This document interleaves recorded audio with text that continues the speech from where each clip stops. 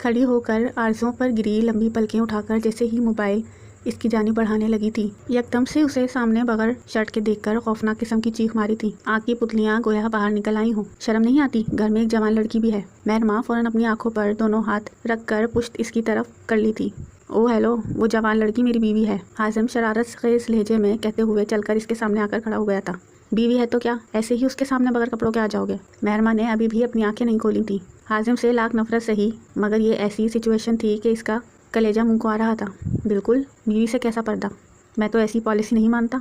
हाजिम का ढीठपन महरमा को मुचका कर दिया था। उफ़ अल्लाह, कैसे कैसे लोग हैं। उफ़ अल्लाह, कैसी बीवी दी है आपने मुझे, जो मेरी एक भी बात नहीं मानती। हाजिम इसकी कॉपी करते हुए बेचारगी से शिकवा किया था। ज़्यादा बनो मत, हटो, मुझे बाहर जाना है। महरमा फ़रार का रास्ता ढूंढ रही थी।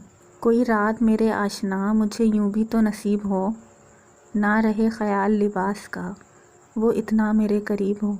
हाजिम इसके कान के पास अपना मुंह ले जाकर सरमाईगी की कैफियत में अपनी गर्म सांसों समेत शेर पड़ा था। शेर की पेचीदगी को समझते हुए महरमा तकरीबन बेहोश होने के करीब थी। ये कैसा घटिया किस्म का शेर है? इसका चेहरा धुआं धुआं हो गया था। तुम शेर को छोड़ो, बस शायर क्या कहना चाहता है वो देखो। हाजिम की आंखें शरारत से चमक रही थीं, जबकि महरमा दिल की बेहंगम होती धड़कनों को तरतीब देते हुए कमरे से दौड़कर भागी थी। पीछे हाजिम एक जानदार कहका लगाते हुए वॉशरूम में शावर लेने की गर्ज से चला गया था। उफ़ अल्लाह, कितना बदतमीज़ है ये। देखने में तो बहुत शरीफ है, लेकिन इतनी बेबाक बातें। वो लाउंज में आकर सोफे पर बैठते हुए कुशन को गोद में रखकर इसमें मुँह छुपा ली थी। अभी चंद सेकंड पहले होने वाली बातों को सोच सोचकर इसका दिल बेआवाज़ धड़क रहा था। गाल मज़ीद सुर्ख हुए थे। इससे दोबारा सामना करने की इसमें मज़ीद हिम्मत नहीं थी। अभी तो उसे तैयार भी होना था। दोबारा से इसका सामना करने का सोच कर इसका दिल खौफ से लरस रहा था। शाम के करीब 6 बज रहे थे। इन दोनों को कराची के लिए भी निकलना था। महरमा तैयार होकर आईने के सामने खड़ी कमर तक आते बालों को ब्रश के ज़रिए संवार रही थी। इसने ब्लू कलर का हल्के काम वाला सूट पहना हुआ था, जिस पर नफीस सी कढ़ाई की गई थी और मेकअप के नाम पर सिर्फ लिपस्टिक पर इत्तेफाक किया गया था। आईने के सामने खड़े होकर वो अपने बालों को संवारने में मसरूफ़ थी, जबकि हाजिम बेड पर बैठकर शू लेस को बांध रहा था। दोनों बिल्कुल तैयार थे। महरमा ने शाम होने वाले वाक़ये के बाद दोबारा इसे मुखातिब नहीं किया था। बालों को संवारने के बाद वो डोर खींचकर अंदर से हल्का सा पेंडल सेट निकाल गले में डालकर पहनने लगी थी। काफ़ी मुशक्क़त करने के बाद भी पेंडल का हुक उससे बंद नहीं हो रहा था। वो झंझला कर 1-2 बार ट्राई की, लेकिन इससे किसी भी कीमत पर हुक बंद नहीं हो रहा था। उफ़ अल्लाह, क्या मुसीबत है, वो मुँह ही मुँह में बड़बड़ाई थी। हाजिम इसकी बार बार नाकाम होती कोशिशों को काफ़ी देर से नोटिस कर रहा था। वो अपनी जगह से उठकर इसके पीछे आकर खड़ा हो गया था। इसका हाथ पुश्त से हटाकर हुक को बंद करने के लिए अपना हाथ इसके गले तक ले गया था। महरमा को तो जैसे किसी ने करंट मार दिया हो। एकटक आईने में वो अपने बेहद करीब खड़े इस शख्स को देख रही थी, जिसकी नज़रें इसकी सफ़ेद गर्दन पर झुकी हुई थीं। ये क्या बदतमीज़ी है? महरमा उछलकर इससे 2 कदम दूर हुई थी। हाजिम एक लंबी आँख भर कर इसकी जानिब देखा था। आई थिंक इसमें कोई बदतमीज़ी नहीं है। तुम परेशान थी, सो मैंने मदद कर दी, दैट्स इट। हाजिम ने लापरवाही से कांधे उचकाकर इसका जवाब दिया था। लड़के तो होते ही ऐसे हैं, उन्हें तो बस टच करने का बहाना चाहिए। महरमा हिस्ब मुताबिक फ़ौरन इसकी किरदार कशी करते हुए मुँह ही मुँह में बड़बड़ाई थी। कुछ भी बोलना फजूल था। हाजिम अफसोस से गर्दन झटक कर बाहर चला गया था। इसके पीछे वो भी मुंह बनाकर लपकी थी। गाड़ी में हल्का फुल्का म्यूज़िक चल रहा था। दोनों ही अपनी सोचों में गुम थे। रात का वक्त था, ट्रैफिक आज हद से ज़्यादा था। वो पिछले 5 मिनट से ट्रैफिक में फंसे हुए थे। हाजिम गाड़ी का दोनों शीशा ऊपर चढ़ाए हुए था, क्यों ना के अंदर एसी चल रहा था। जब भी बाहर से किसी ने शीशे पर हाथ रखकर खोलने की गुजारिश की थी, इसने शीशे को नीचे किया तो एक उम्र रसीदा खातून गोद में गजरे का टोकरा लिए खड़ी थी। साहब ले लो गजरे, ये एकदम ताज़े कलियों के बने हुए हैं। खातून ने सर अंदर झांकने की कोशिश की थी। सॉरी, नहीं लेना है, इसने कहकर शीशा ऊपर चढ़ा दिया था। वो खातून बीच में बोल पड़ी, साहब ले लो, बीवी के लिए ले लो साहब। वो खातून इल्तिजा करने लगी थी। ओके दे दें। हाजिम खातून के इतने इसरार पर मज़ीद इनकार नहीं कर सका। खातून एकदम से मुस्कुराकर टोकरे में से खुशबू से मुअत्तर सफ़ेद फूलों वाले 2 गजरे निकाल कर इसको पकड़ाई थी, जिसे थामते हुए वो पॉकेट से चंद नोट निकाल कर इन्हें पकड़ाया था। महरमा ये सब कुछ खामोशी से बैठकर देख रही थी। सदा खुश रहो साहब, चांद सूरज की जोड़ी लग रही है। वो उम्र रसीदा खातून दुआएं देती आगे बढ़ गई थी। इस कॉम्प्लीमेंट को सुनकर महरमा का हलक कड़वा हो गया था। इसने सोचा शायद लोगों की आंखें कमज़ोर हो गई हैं जब ही इन्हें चांद सूरज की जोड़ी लग रही है। हासिम दोबारा शीशे को ऊपर चढ़ाकर गजरे को डैशबोर्ड पर रख दिया था। महरमा की आंखों से इसे रखते हुए देख रही थी कि अचानक से ग्रीन सिग्नल पर ट्रैफिक खुल गया था। इनकी गाड़ी फिर से रोड पर तेज़ी से दौड़ने लगी थी। किसके लिए गजरे लिए हैं? आखिर इसने सवाल कर ही दिया था और पूछ ही बैठी, किसके लिए लिया जाता है?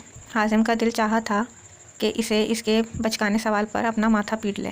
लिया तो बीवी के लिए ही जाता है, लेकिन तुम किसके लिए लिए हो? महरमा की सुई अभी भी वहीं पर अटकी थी। मैं भी अपनी बीवी के लिए लिया हूँ, अकीदत से चूर लहजे में कहते हुए वो एक हिजब के आलम में बोला था। कौन सी बीवी के लिए? बेसाख्ता ही सही इसकी ज़बान पिसली थी। व्हाट? पूछ तो ऐसे रही हो जैसे मैंने 4 शादियाँ की हुई हूँ। वो इसके सवाल पर सही मायनों में टिटका था। क्या भरोसा? आहिस्तगी से ही सही महरमा बड़बड़ाई थी। वो अब खामोश हो गई थी, लेकिन वो हैरान हो गया था।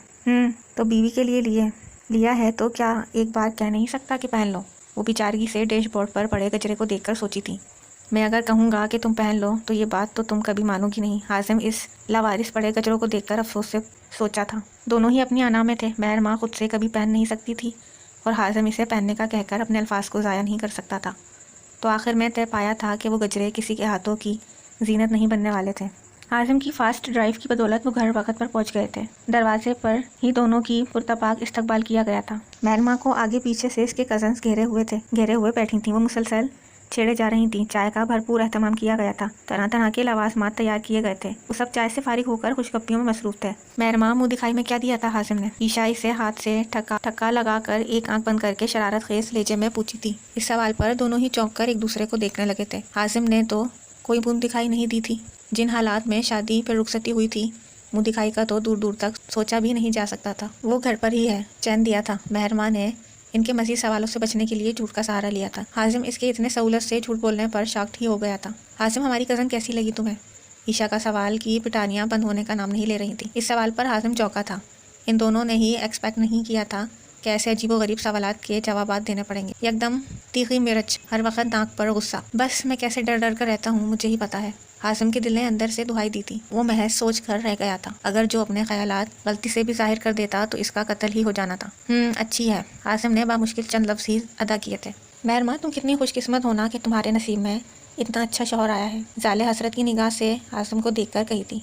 अच्छा, अगर इतना ही अच्छा था तो निकाह वाले दिन बताना चाहिए था तुम्हें। तुम ही कर लेती ये शादी। इसने जब भी मुंह खोला था हमेशा कड़वा ही बोला था। सरपरी तो वो हमेशा से ही थी। हासिम होंठ बीच कर रह गया था। इसके जवाब पर साले सही मायनों में शर्मिंदा सी हो गई थी। रमीज नजर नहीं आ रहा है, कहाँ पर है? महरमा जब से आई थी इसने एक बार भी रमीज को नहीं देखा था। वो अपने दोस्तों के साथ बाहर गया हुआ है। ईशा ने इसे रमीज के मुतालिक बताया था। मैं किचन में देख कर आती हूँ, किसी चीज़ की ज़रूरत तो नहीं? जाले कहकर उठी थी। इसके पीछे ईशा भी बोली थी। अब हाल कमरे में वो दोनों ही रह गए थे। आमिर साहब किसी काम से बाहर गए हुए थे। अभी इनकी वापसी भी नहीं हुई थी। वाह, what a surprise. Hello my dear cousin. I am sorry यार, मुझे पता ही नहीं था कि तुम आ चुकी हो, वरना मैं और जल्दी आ जाता। एकदम से रमीज बाहरी दरवाजे से नमूदार हुआ था। हाँ, मैं भी वही सोच रही थी कि तुम कहाँ पर रह गए। महरमा इसे देखकर मुस्कुराकर बोली थी। वो दोनों ही भूल गए थे कि इन दोनों के अलावा इस कमरे में एक और शख्स मौजूद है जो इन्हें अपनी नज़रों के हिसार में रखकर मुसलसल घूर रहा है। सॉरी यार। रमीज धप से इसके पास आकर सोफे पर बैठ गया था। और क्या हाल है? मैं बिल्कुल ठीक हूँ, तुम सुनाओ? हाँ, मैं भी बस ठीक ही हूँ। कुछ देर की गुफ्तगू के बाद रमीज अपने मोबाइल में से कुछ दिखा रहा था जिस पर वो खिलखिला रही थी। ये खिलखिलाहट तो हाजिम ने अपने लिए कभी नहीं देखी थी। मैं चेंज करके आता हूँ। ओके, तुम यहीं पर वेट करो, रमीज कहकर उठकर चला गया था। ओके। महरमा इसके जाने के बाद स्नैक्स को उठाकर मज़े से मुंह में डाली थी। इतनी ही देर में आबिर साहब भी आ चुके थे। हासिम ने देखकर अदब से अपनी जगह से उठकर इनके गले लगा था। वो इससे लेट आने पर माजरत कर रहे थे। हासिम से मिलने के बाद वो महरमा की जानिब मुतवज्जह हुए थे। कैसी है मेरी गुड़िया? वो मेहरबान होकर बेटी से पूछे थे। महरमा इनकी आंखों की ठंडक थी। आज कितने दिनों बाद वो इसे देख रहे थे। ठीक हूँ। वो अभी भी अपने बाबा से नाराज़ थी जो नाइंसाफ़ी इसके साथ की गई थी। चाह कर भी वो भूल नहीं पा रही थी। उनके इल्म में तो ये बात अच्छी तरह थी कि वो हाजिम को नापसंद करती है, फिर भी इसके साथ इतनी बड़ी नाइंसाफ़ी। आई थिंक अम्मी बुला रही हैं, वो कहकर हाल कमरे से निकलकर किचन में आ गई थी, जहाँ आसिया बेगम स्वीट डिश बनाने में मसरूफ़ थी। महरमा, हाजिम के लिए नाश्ते में क्या बनाती हो?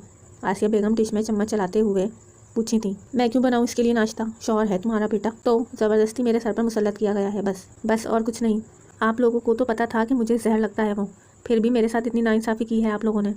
वो टोकरे में रखे सेब को हाथ में लेकर शेल्फ पर बैठते हुए नागिन सी बल खाती हुई बोली थी। बुरी बात, इसकी इज्जत करो, अब वो शौहर है तुम्हारा। महरमा, आसिया बेगम किसी तरह इसके भूसे जैसे दिमाग में ये बात बिठाने की कोशिश कर रही थी। अम्मी प्लीज़, शौहर है, इतनी ना सिखाएं मुझे। जब से यहाँ आई हूँ हाजिमनामा टॉपिक ही ख़त्म नहीं हो रहा। ना जाने कौन सा शहर सब पर फूंका है इसने कि मेरे अलावा सबको शहद लगता है। वो उखड़े उखड़े लहजे में बोली थी। अरे अल्लाह, मेरी बेटी को कब अकल आएगी। आसिया बेगम अफसोस से माथा पीट कर रह गई थी। इतनी ही देर में डिश भी तैयार हो गई थी। आज इसकी पसंद के सारे